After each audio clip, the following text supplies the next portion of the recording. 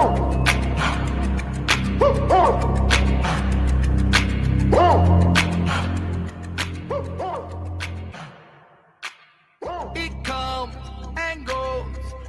everyone. Welcome to Feels Out Loud, brought to you by Becoming Together Therapy and Wellness.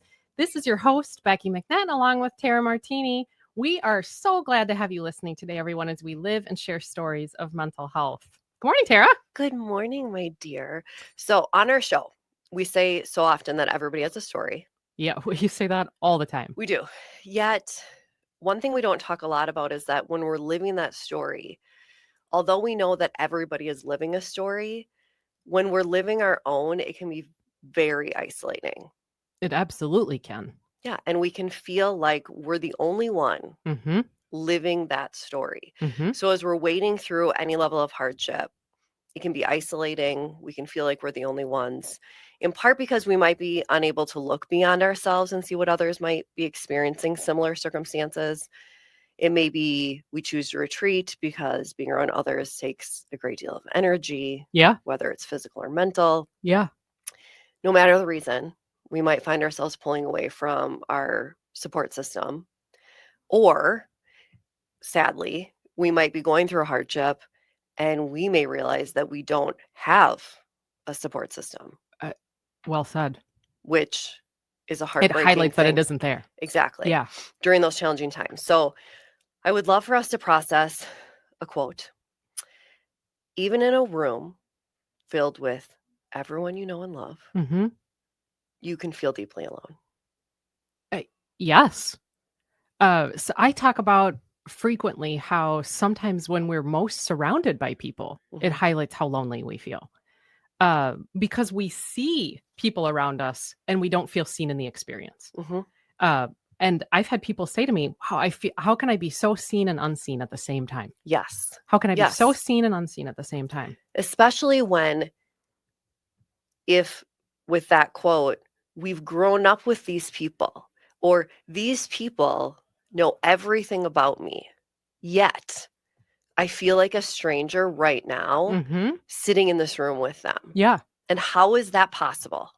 Right. Right? Yeah. Or we're told these people are our people. They've been, they maybe have been with you for a long time and have a longevity of just knowing your life because they've been present through lots of moments. And thinking about how can you know me and not know me at the exact same time? And It's what an interesting paradox. I was just going to say paradox. What a crazy paradox, especially because during a hardship, and I use the word hardship because there's so many things. It could be grief. It could be a financial hardship. It could be a transition in life. A lot of the times we are experiencing that with our loved ones, right? Because grief isn't just one person experiencing that, right? It's an entire family. Financial hardship, it's not just one person who's financially struggling. Right. It can be a partnership. What's fascinating is, but each of you are truly experiencing it on your own. From your own view. Yes. We are unique individuals. So from our own compilation of experiences that we've had coming up to that moment, whatever that hardship is. Yes. And that is where that feeling of isolation and loneliness comes from. And so I want to spend some time first today, before we even get to the main focus of the episode, on first just digesting and kind of focusing in on that sense of loneliness and isolation, because it is such a universal topic for any type of hardship that you're going through. And I found this fascinating article by Dr. Stephen Buran titled "The Evolution of Social Connection as a Basic Human Need." And he stated some fascinating things, some things that I had known before, and one thing that I found particularly interesting. So he says, we all know that humans are social creatures, but our drive to connect with other people and form relationships is, I will finish that after a break. Yeah, fascinating topic. We're going to be talking about loneliness and what we do about this. Yes. Through our whole show today. Yes. We're going to take a short commercial break, but stay tuned as we dig deeper into what it's like to combat isolation and loneliness. Thanks for listening to Feels Out Loud. We'll be back in just a moment. You gotta find the people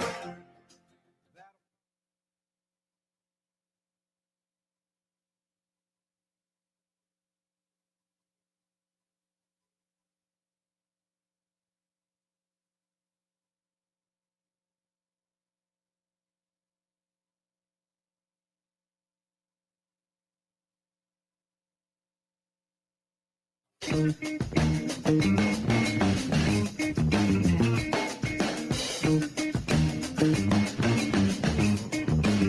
back, everyone, to Feels Out Loud, brought to you by Becoming Together Therapy and Wellness. I am Becky McNattin, along with Tara Martini. Let's dive right back into our discussion on how we can experience isolation and more about what this is. You mentioned right before the commercial break, kind of a series of things that we cut you off. So I want you to start there. And then obviously what we can do to cope with isolation and loneliness. Right. We're going to get there. Yes. But you take it away, Tara. Right. So obviously we're not going to spend the whole episode talking about isolation and that feeling, because then we wouldn't be doing anyone any justice, because we need to talk about, well, we feel that way now. What are we going to do about it? Mm-hmm. So I had mentioned the very beginning of an article that said, as we all know, humans are social creatures. Our drive to connect with other people and form relationships, is not just a whimsical motivation. It is a basic human need, because it improves our whole overall health and well-being. Yes. We've realized over time it's just as important as food, water, shelter, because it lays the foundation of us being able to not just survive, but to thrive. We need human interaction. It's rooted in us biologically as a species. Mm-hmm. In fact, what they have come to find out is that humans have evolved for that, not just physical connection, but for that social connection. Interesting. And where it connects to loneliness is that, so if our brains have evolved to fulfill the basic need for social connection, what happens then when we are socially disconnected? Well, it turns out there's an evolutionary adaptation at work here. Our need for social connection is so important that we have evolved a signaling mechanism that lets us know when we need more. Well, ladies and gentlemen and people out there, what is that signal? Loneliness. Loneliness is... What an interesting way to look at that emotion of loneliness. Right? Because I love when we're doing research for these articles, and then it completely just stops us and is like, well, wait. Because I had never, just like you said, looked at the concept of loneliness in that way. Because if you take that reframe and look at it now as loneliness is not just this sad, overwhelming feeling that takes over my whole body. It is this beautiful signal that my body is saying, you need more connection. Listen to me now. Well, if we think about it as it isn't an outcome, it's a sign to do something else, kind of like a hunger pain would be. Exactly. Which is what an evolutionary sign that we have developed to say, you need something. Yes. So our body sends us a signal, as you mentioned, and then we have to respond to that, when so often loneliness is thought about as an outcome. Yep. You are lonely, and that's where you stay. Wow. But no more. We're not thinking like that. No more, folks. Yeah. Yep. So now, as we know it, we've evolved to the point that loneliness is our signal. We need connection. Well, now how do we go about making connection during hardship when what we've done during hardship is isolated ourselves? Yes, right. So that seems like a daunting task. Well, so that's what today's episode is about. It's this beautiful thing called finding support. Yeah. So there are a number of sources of support to help reduce the sense of isolation and loneliness. But today, we're going to focus on one resource, and that is finding human connection through support groups. Yeah. Which I'm a big fan of. And can be like a really big hurdle to get to a place of... Because I'm thinking about in hardship, this experience of isolation often begets isolation. We further remove ourselves from the things that you were just talking about of no one understands me. I'm alone in this experience. And then it moves to, we don't necessarily even feel an energy or motivation to go seek it. Mhm. And that can be signs of depression. Mhm. So we're going to make it sound kind of easy. This is actually Mhm. really hard It is really to hard. move to a spot of saying, wow, I need support. Mhm. My body's telling me from loneliness that I have to connect. Right. That's what's required here. Right. And that one avenue, there are lots of avenues of connection, but you're saying a really important one we're Mhm. going to focus on for the whole Right. rest of the show on Right. what does it mean to seek support in a group? Right. And just like you said, it's so important to acknowledge, and like I stated previously, this is just one of many things you can do. Mhm. Yes, we acknowledge it's hard to do. That's why we're going to address like what are common fears. Okay, here are the fears, but then here's some stuff about those fears. Mhm. This is hard, but here's ways to make it easier. Mhm. And if you think of it, we're not saying go talk to 5 strangers from your work environment that have no idea what you're going through, right? It is something more beautiful than that and much more supportive. Mhm. And so we're going to talk all about that. So what I first want to do is just look at, okay, what's the purpose of support groups? What are the benefits? But also, what are support groups founded on, right? Sure. Because they are very different than going to one-on-one talk therapy, which is still a wonderful way. If you're sitting here going, there's absolutely positively a listener going, Tara, there is no way you're going to get me in a room with 6 to 8 other people. Okay, there is one-on-one therapy. Sure. And That's always that an is a option of great seeking support. option. Yep. And you can do both at the same time. You Yep. can also be going to a support group and going to therapy. Mhm. But let's today just focus on support groups. So first, support groups are founded on the premise that supportive interactions with others can give individuals a sense of empowerment, increase a sense of self, and enhance coping skills. You want to take the next one, Becky? I love that you say that. They really are rooted in this sense of empowering an individual to really Yes. own their story, Yes. not avoid the story, Mhm. but to kind of live it and breathe it. Yep. And it's my story to tell. Yes. Support groups are guided by this deep thought that people facing similar problems have a shared understanding and can offer mutual empathic support that naturally occurring social supports might not.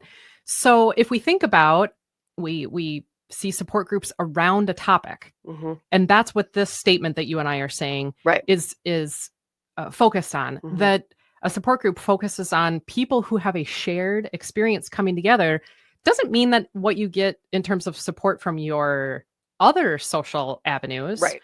aren't good. Right. It means that these people who have experienced this particular hardship might know something unique about that thing. Mhm. They get you, right? Mhm. And that is so important. Mhm. So, another thing, support groups promote vicarious learning, which is the concept that people learn through observing others and the outcome of others' behaviors. These interpersonal relationships are considered important in moderating the ways in which an individual interprets and responds to an event. Now, when I was typing that, I thought, well, this really honestly goes back to how a child learns anything. They learn how to behave through watching others. Mhm. That's what you mean by vicarious learning. Yes. Vicarious learning is Yep. outside of someone else. Yep. You're experiencing what they're experiencing, Mhm. and you're absorbing that from a space of learning something new. Yes. And how amazing how you can do that. Vicarious learning can be done at any age group, and it can be done in any environment. Mhm. So, taking your hardship and then sitting and watching others who are surviving and wading their way through Mhm. your same hardship Yep. is an example of vicarious learning. Mhm. And we do vicarious learning. A silly example recently that I had was I found myself in a line out, like, waiting for something Mhm. that actually wasn't the line. It's sort of humans got into this line, and I realized it was like 5 people in front of me moved over to where the line actually was. Yes. That's vicarious learning. Because I Yes. saw them doing something and then I Mhm. said, oh my gosh, that's actually where the line is. Mhm. We all just were doing this thing over here because Yep. groupthink was happening. So vicarious learning happens all day long. We're Right. always doing this. But in Yep. a support group style, you're saying that through witness of other people's processing, Mhm. we might also learn how to process. We may learn to process. We may learn to develop coping skills. Yes. All those beautiful things. Another concept that is foundational to support groups is self-efficacy. Which is huge. Huge. This is a person's belief. So we're talking about what self-efficacy is here, everyone. This is a person's belief in their ability to succeed in specific situations or their fundamental abilities to accomplish tasks. It's not just about having the skills, but really one's confidence in using them. Right. That people will be able to say, I can implement them to get a desired outcome. That could be expressing myself. That could be practicing vulnerability. It could literally just even be getting through the day. But support groups offer that both in that vicarious learning of other people's self-efficacy and people sharing with us that they see us doing it. Yeah. Which is huge. And later on, when we talk about the benefits that one can receive, there's an entire section about self-efficacy, about, well, benefits dealing with which in any group environment, well, what can we gain from it? And the benefits are quite endless as far as what you can gain from them. And then not only do you gain them from support groups, but then they carry over and kind of bleed into other facets of your life. And it's pretty remarkable. So the last piece of kind of what the model of support groups are founded in is in the coping theory, in which individuals manage stress in challenging situations. In that idea of it encompasses strategies, problem-focused approaches to emotion-focused techniques. As you learn coping strategies, helping learn resilience and becoming stronger to face life's challenges. And you do that through learning other people's stories and learning from one another, gaining that strength through each other. And that's that piece of learning those coping skills from one another and then gaining through that self-efficacy piece of having the confidence of, I am able to do this. Yeah. So tell me about some types of support groups that exist. Well, let me tell you, the possibilities are really endless. And now with social media and the internet, we have tons more. Well, it is. Which is awesome because really it isn't a one size fits all. There are a lot of options on what types of support groups are out there. There are. And when I was starting to create the list, I mean, we could spend the entire hour just like talking about them. I tried to do a variety, but before I go over just a few of them, I want to say that if you're in a community, whether it's a town or a school setting, if you look around and you're like, there isn't a support group for what I need, you can create them, right? So if you're in a school so when I was in the school setting as a counselor, I would have students come to me and say, I really want to have, I need this. So my parents are going through a divorce. I really wish you had a support group for that. All right, let's make one. So please have that voice. And if you're in a school environment, go to your counselor or your admin or your social worker and say that. If you're in a community, then go to your church leader, your mental health provider, your healthcare provider, and ask about those things. If you sincerely look around and go, wow, there isn't one. So don't get frustrated and think, well, there's just no opportunity. So there isn't going to be one. We can always create one. But what types of support groups exist?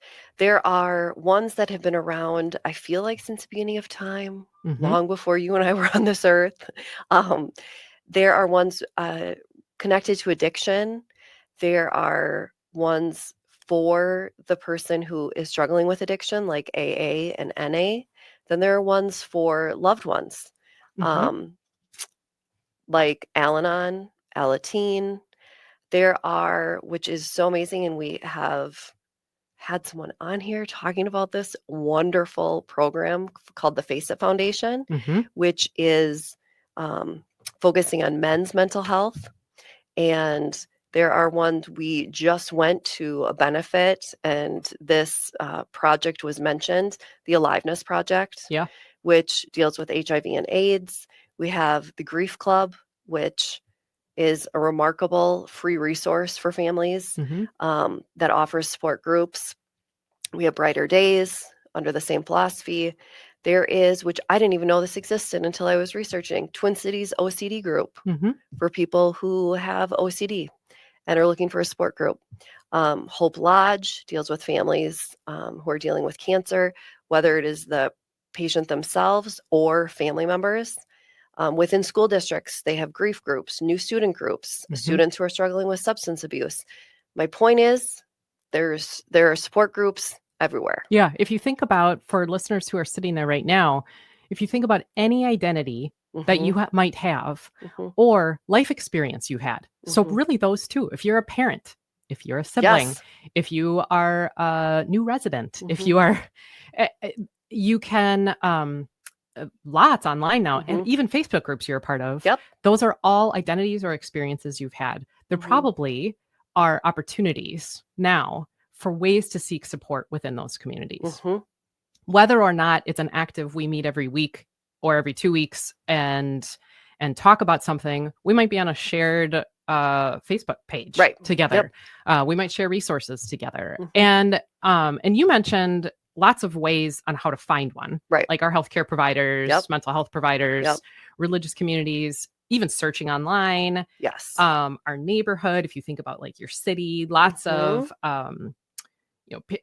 accessing the people in your world, asking the people who you live by, or your, as you mentioned, school staff. Tell us listeners about what common fears there might be, because there's people listening who are like, that terrifies me. Well, absolutely. This would sound terrifying for a lot of people, because you think of any hardship we're going through is a very personal thing. It is, even if you take our work environment, we are blessed to work with amazing humans and we are very close-knit. But it is not like if something happened to one of us that 2 seconds after it happened, we're going to walk into our therapy office and go, hey guys, everybody, this is what happened. Right? It takes time. You have to process all those things. And yet that idea would still be terrifying to share it with everyone. Okay, well, those are people that are family, basically. Now you're telling me I'm going to walk in to a room of strangers I've never even seen before, and I'm going to share that vulnerable thing? Heck yeah, there's going to be fear associated with it. So what do we do with it? Well, so a common fear is judgment, or that there is a stigma associated with it. The stigma typically comes from when there's an addiction story. So that is when it's Alcoholics Anonymous, or when there's drug use involved. So not so much around, a child who's going because of a loss of a parent, or, but there something might, like that. We've done the show on generational thoughts about mental health. But mental health, definitely a stigma. There may be pieces where culturally, values you were taught around, you should do this yourself.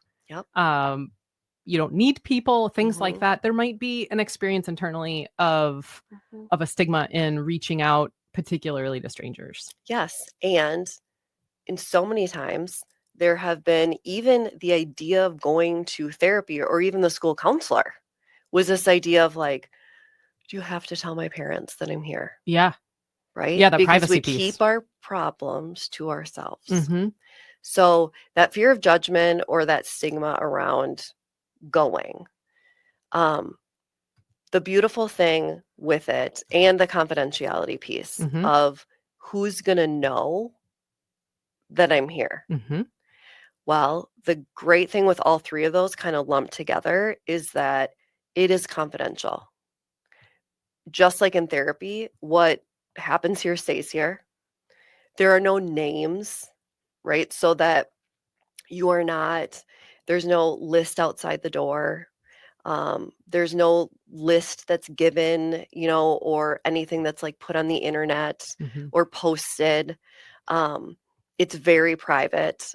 When I've done them in schools, when I've attended them as a participant, they've been very mindful about confidentiality, where even if there's like a window on a door, they'll put construction paper or a poster over it so that even people walking past are not going to be aware of who's in that. And even if it can be all adults in the room. It doesn't matter the age group. The piece is you're safe, and everyone's priority is you're safe, it's confidential. Yeah. Because that's what they want people to feel. Yep. A common fear is that social anxiety, because just like we talked about, this is stemming from the isolation we spoke of. Yes. Well, wait a second. I've pulled away from my loved ones and from that connection piece. Now you're telling me to be in a group. Do the opposite. Yeah. And what I say to that is, just like we talked about previously, is we are not asking for you to be around 6 random strangers that we picked off the street. We are asking you to be around 6 people that share a part of your story. They don't know exactly how you feel, nor do you know exactly how they feel. Well said. And that, to me, when I've talked to students, when I've talked to other adults, that's the greatest sense or chance for buy-in, is that sense of loneliness you have had. Going back to those words of you're sitting in a room with everyone you know and love, and yet you feel alone. The minute you walk into that room and go, wait a second, every single one of those people is going through the same hardship. This is the very first time in my entire life, the last 5 years, that I don't feel completely alone. And that's the greatest feeling in the world. It absolutely is. And sometimes the only time you feel peace is when you're sitting in that support group. Well, and there's something about when you're sitting in a room, and one of the fears that people can have is, will this work? Will it be effective? Yeah, the effectiveness. Yep. When you're sitting in a room with people who understand a part of your story because it's the name of the group.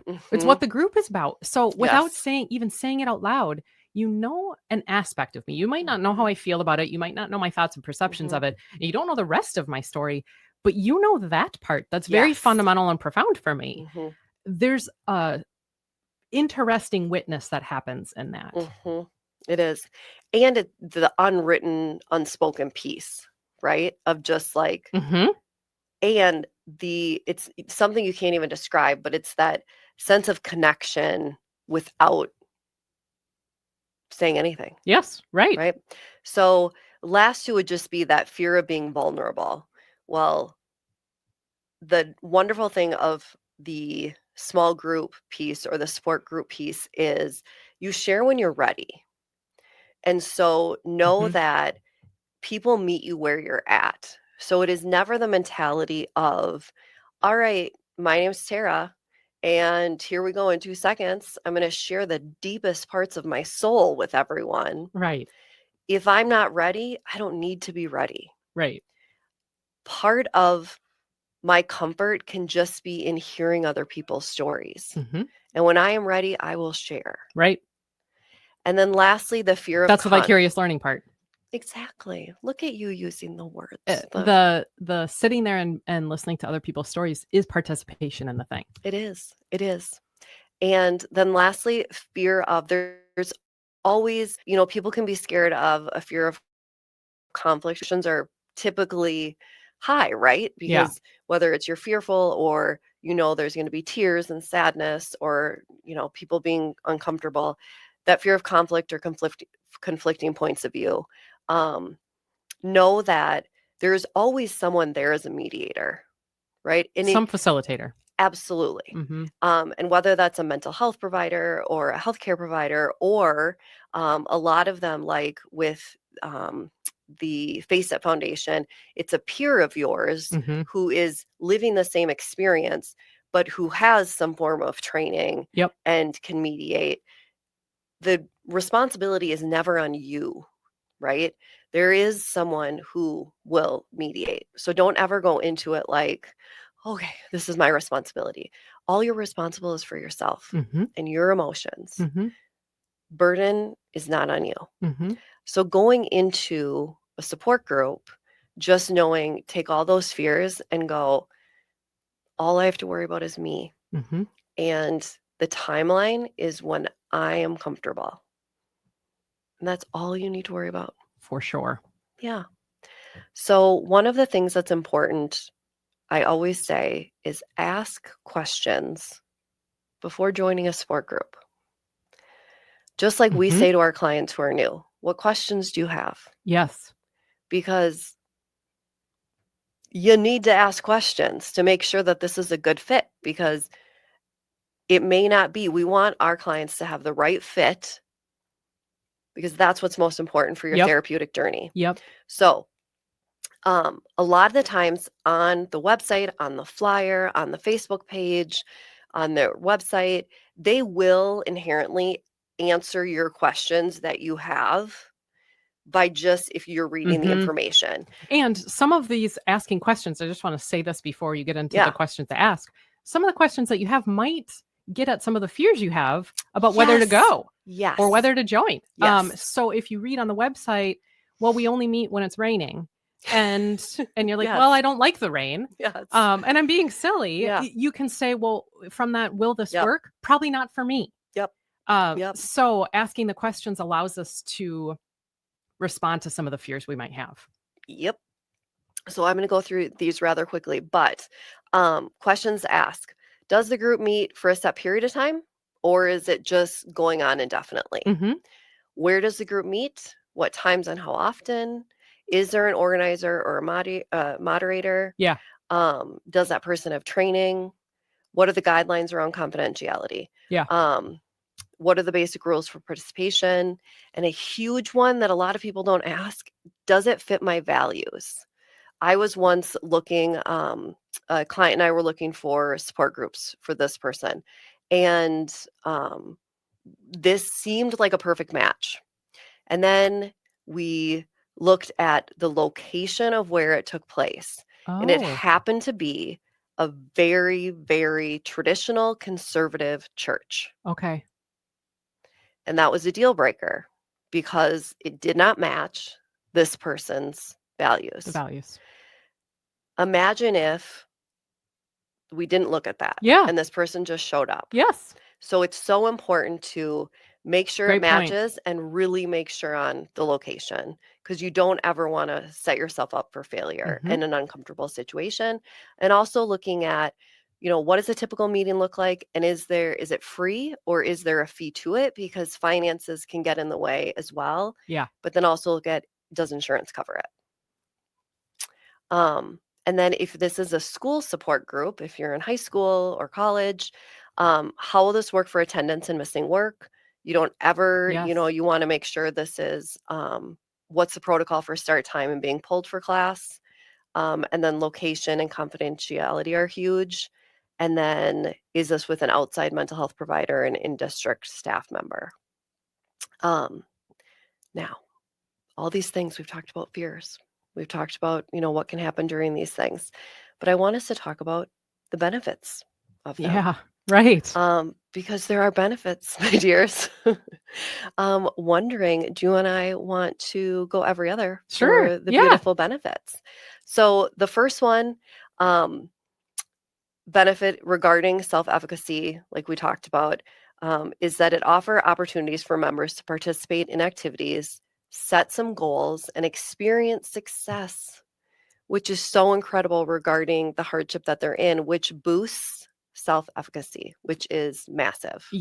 And people who participate in support groups receive this, it's hard to explain in words, but it's kind of this verbal encouragement, this positive feedback from the facilitators, from the other people who are in the group, which can really strengthen their confidence about themselves and their belief in their abilities. And they carry that outside of the sessions. And that has an impact that really, that's why I say it's hard to put into words, because we do carry that in our lives. Yes. It becomes repetitive on what do I believe I can do?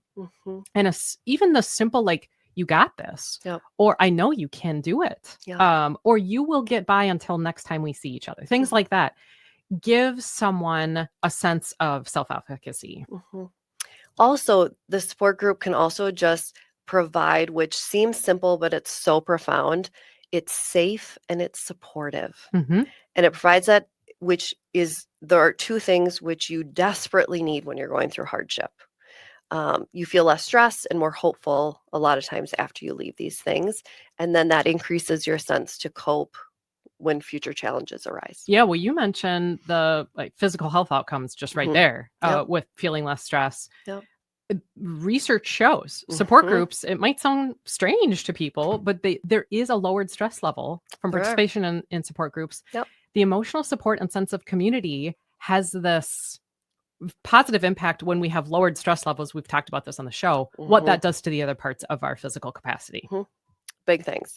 Improves immune function, reduces stress levels, impacts in a positive way the immune system, which is huge. Yeah, sometimes even pain management or chronic pain, that this opportunity to share what other people are using as strategies goes beyond even physical pain. But if people are able to kind of use groups to say, here's what I'm doing, here's how I'm coping, can have a different perception change. It absolutely can. Yep.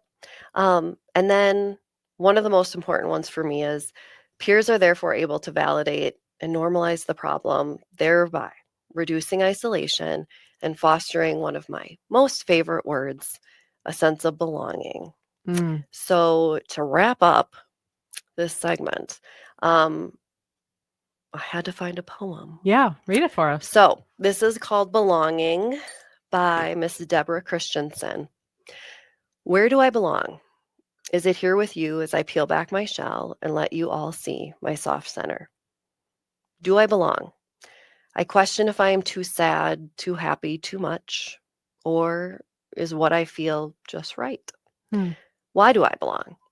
I need the darkness to see the starlight, just like I need to see me reflected in all of you. Wow. As I share my story and listen to yours, I need you to help embrace my uncertainty, to accept the hard parts as well as the soft parts of me. I need you to stop being scared of being me, to learn to draw close instead of you pulling away. I'm scared to take the risk of diving in deep or paddling shallow, although either is okay. I'm scared of being too childish, of wanting too much, of needing too much. I belong here. You are each me, and I am you. I find light in our darkness and joy in our togetherness.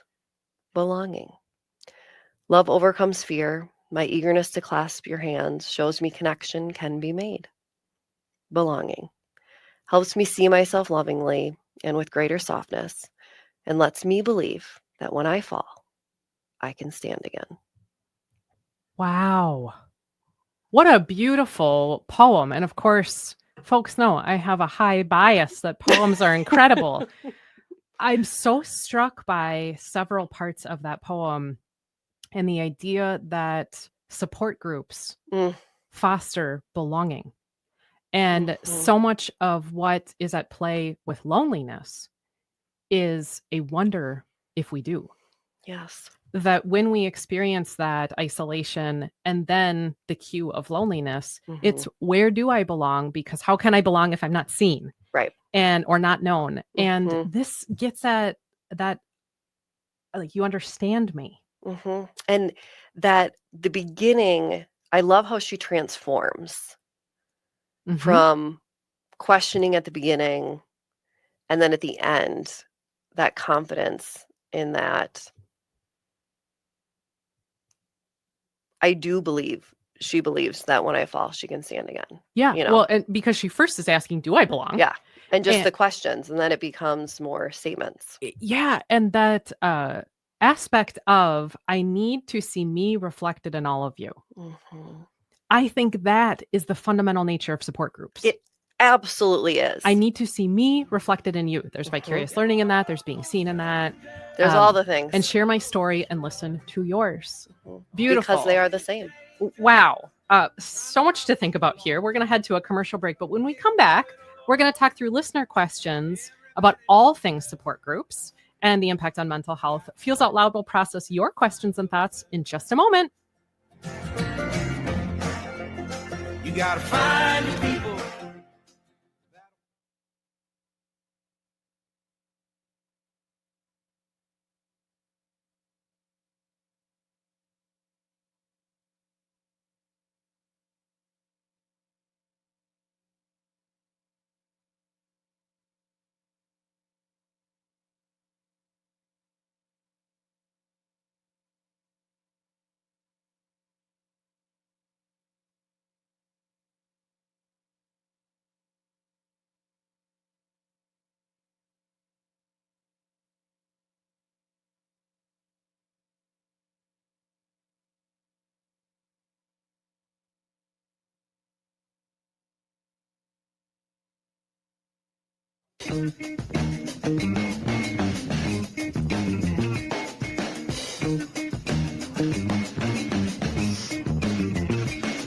We are back again with Feels Out Loud, and this part of the show is where we talk through questions from you all, our listeners. If you have a question related to mental wellness, sharing feelings, or any of our topics for each week that you would like us to process through, please visit our website at becomingtogethermn.com and find that Feels Out Loud page to submit a question directly, or you certainly can email us at contact@becomingtogethermn.com. Definitely follow us on social media as well. We really want to hear from all of you and what you're wondering about. And a huge thank you to the people who submitted thoughts about support groups today. We had a few. We did. So question number 1, which I felt like was such a common concern that families might have, is we live in a small town. I fear my kid's school does not have any support groups. Any thoughts on what I could do? Yeah. And I thought this question was so relevant because, it's different if your kid's in high school or college where they are more likely they could advocate for themselves. But if your kid is in elementary school, what role could the parent play? And so one, I first would definitely talk to the school. Like we said, reach out to administration, school psych, social worker, school counselor, and first see if they have any. And then if they don't, you can use that voice of yours and say, hey, whether it is we recently lost a loved one, we're going through divorce, we have a new baby on the way, and that's a huge transition. I can promise you there is another child in that school that is going through the exact same thing. And so they can create that support group. Another thing that, and I've done this before, a lot of times in the smaller communities, particularly since COVID, they have created a lot of online support groups. And I've run these before in the past. And so one of the crazy amazing things is that you can end up with a support group and kids will be from all over Minnesota. Yeah, I've been in support groups with people in other states. Isn't that just remarkable? I went online to find a group that resonated with me, and it was people from all over the nation. Yeah, which was awesome. It is amazing. I led a support group for transgender youth, and that was a support group for kiddos. It happened to be they were all over Minnesota. I've done a connection support group where it was just simply, hey, I'm lonely, I'm a student, let's just have, typically around the lunch hour, a group. It was amazing. I had a child in Italy. Wow. A child in Italy who, that was the furthest away. It was incredible. Most of everybody else was from Minnesota, but it was honestly just to decrease their sense of isolation and loneliness. That's amazing. It was remarkable. My point is, there can be a support group for anything. Look online. It does not matter where you are. That doesn't have to be the barrier. Yeah, and we have talked on the show about some of the pros and cons of social media. It is one of the huge pros that people can connect on that aspect of your story that you might share. Yes. In ways we used to not be able to because we didn't have that avenue. And our second listener asked the question of, I am part of the LGBTQ plus community and want to make sure that any group I'm a part of is supportive of that. How can I go about finding out? And I would say, do a little recon about, as you mentioned, or just early in the show, Tara, where's the location of the group being held? Maybe on the website of the place that do some research about that organization. Maybe on the flyer, ask around. Look at reviews if you can. Anything you would say about that? Yeah, just a couple things. One, asking is the big thing. When I started at Becoming Together, I was the intake person, and I would just have people ask. They'd say, "Are you LGBTQ plus friendly?" Yes. So ask.